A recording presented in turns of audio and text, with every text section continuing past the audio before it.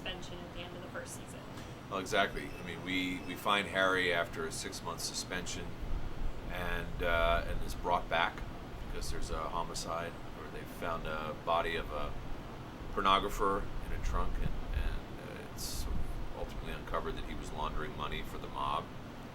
So Harry's nemesis this time, or his case, is sort of significantly more dangerous. And in the process of investigating this, he comes up against some very, very hard characters that not the criminals play by the rules, but these guys really don't play by the rules, so sort of all bets are off. So in my estimation, the stakes are as high as they can possibly be for the character this time. I don't think that Harry's necessarily any different. He's used that time to the best of his ability. Probably, as Eric Overmeyer and I have discussed, probably obsessing over the process of the unfolding of the Waits case, and that Waits was able to get a woman, a hostage, in between the two of them. I think that would keep Harry up at night. And particularly given the nature of his suspension, pitching, a commanding officer through a window, he might tread a bit more lightly, but only so much. So maybe his elbows are slightly more tucked in, but it's the inevitability of that is that whatever presents itself as an obstacle will get boshed, for lack of a better word. And he always seems to be struggling with, whether or not he's going to follow the rules or how much he's going to push them. If he's dealing with some really unsavory characters this season, is that going to kind of pull him in the direction of maybe going off book? Well, there is a bit of that. I don't think that he's someone who intentionally tries to circumvent the rules, but if they're not working properly, then he sort of finds a way circuitously to deal with it without really breaking the law, but kind of breaking the law. I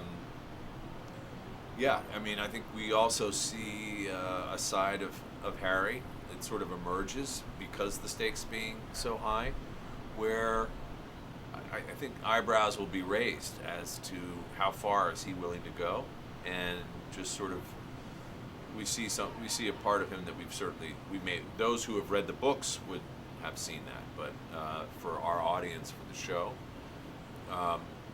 it gets very, very intense, and I think people will be a little bit nervous for Harry's well-being and what will happen, what the end result will be of that. And we saw a bit at the beginning of this new season, and it was touched upon last season, that there's this whole backstory with the death of his mother. Yes. And for us at least, the mysterious circumstances around that. Is that something that's going to be explored in this season, or is that going to be pushed off till potentially season 3? No, it is. It's explored, and I think it's something that never goes away anyway for Harry. That case is still unsolved, and even though Harry's a guy who says there is no such thing as closure, I think that has been a driving force in his life, something that he's constantly haunted by. Now, that being said, I don't think he's sitting in his house all the time going, I gotta solve my mother's case. But as tidbits come in, he can't help himself but respond, even if it's a dead end, because he does that in all cases anyway. Without spoiling anything, some information comes to light that he didn't have before, and so he has to explore that while he's, Harry's the guy on the Ed Sullivan Show spinning the plates, so he's using both feet this time as well. And it seems like his relationship with his daughter has actually improved this season, and he's providing support that maybe her mom is not able to provide right now. Well, I think it's the custodial parent sort of always bears the brunt, and it's not that Harry is the happy-go-lucky fun dad, but because he's reacquainted with his daughter, is now sort of thrust into the position of really having to be a father and be as present as he can be, and he wants to be. And so he's made that leap, and of course, because he doesn't have the same experience that Eleanor has had the day in, day out, he's a little bit of a life raft for Maddie, but he's also smart enough not to be played. So that dynamic and that relationship is certainly more fleshed out. It continues, and I think there's some really, really, really powerful stuff with everyone in that way, because then, Harry's dealing with Eleanor more than he has in quite some time, and they're bound to kind of bang up against some stuff. So it's that fine line of, respect and also trying to have ownership as a parent. So it's good drama. And how did you feel about this kind of transition from Los Angeles to some scenes in Vegas? I mean, were you excited about that? Because it does take him out of his element of his police department and his partner, and kind of puts him out on his own. It's a wee bit of fish out of water to a certain degree.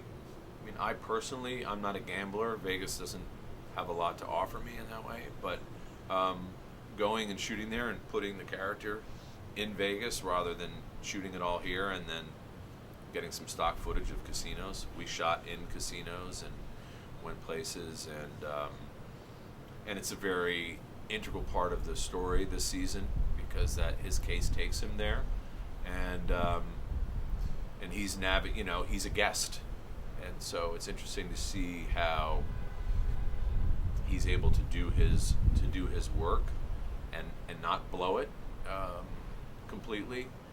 I think Harry puts his best foot forward, but it's sort of inevitable that he's going to bump up against somebody who's going to rub him the wrong way, and so it's tricky. The Vegas stuff is really tricky, but it looks great, and we have a wonderful group of actors this season that sort of inhabit that world.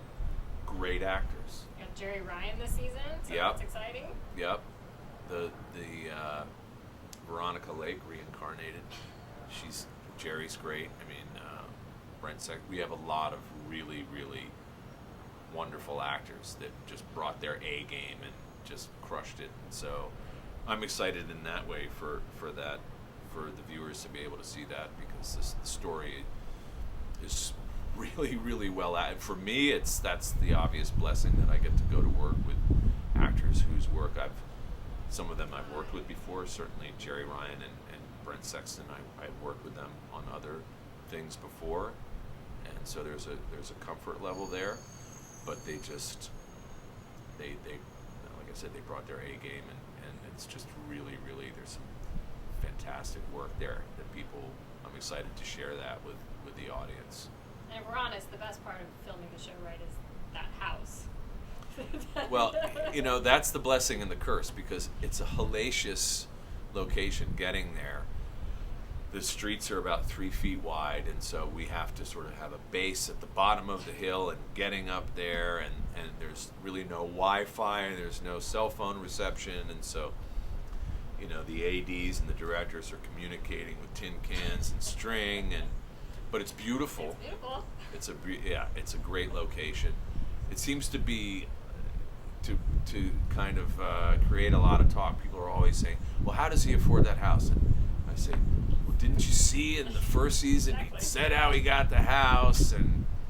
But not fun to get there, but it looks so wonderful on film, and we did a fair amount of shooting there for reasons I cannot disclose. Interesting. Well, thank you so much. I Thank you. appreciate it. Looking